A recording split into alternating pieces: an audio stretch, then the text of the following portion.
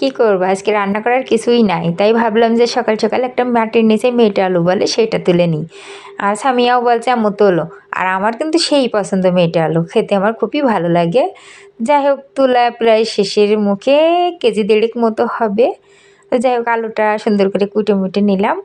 আর কালারটা কিন্তু মিষ্টি মিষ্টি কালার। আমার স্বামী আবার বলছে আম্মু কালার এমন কেন, তা আমি সেই মাছরাঙা আলু বলে। কুমড়ো বড়ি ভেজে নিলাম, ছোটো ছোটো কটা মাছ ছিল সেইগুলোও ভেজে নিলাম। সেই স্বাদ মাটির চুলায় কিন্তু রান্না, পোড়া গ্যাসে না, মাটির চুলায় রান্না কাঠের খড়ি দিয়ে সেই মজা লাগবে। পরিমাণ মতো ঝাল, বাটা, রসুন, পেঁয়াজ, হলুদ, লবণ যাই লাগে সব কিছু দিয়ে দিলাম। এবার কিন্তু ওই সেই সুস্বাদু আলুটা ঢেলে দিব। দেখো কালারটা কত সুন্দর, টকটক টকটক করছে, আহা সেই স্বাদ! এত স্বাদ কেন! রান্না প্রায় কিন্তু শেষের মুখে চলে এসলো।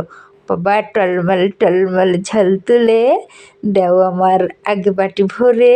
সেই স্বাদ কিন্তু আপু, দেখো কত সুন্দর হয়েছে, তোমাদেরকে দাওয়াত রইল।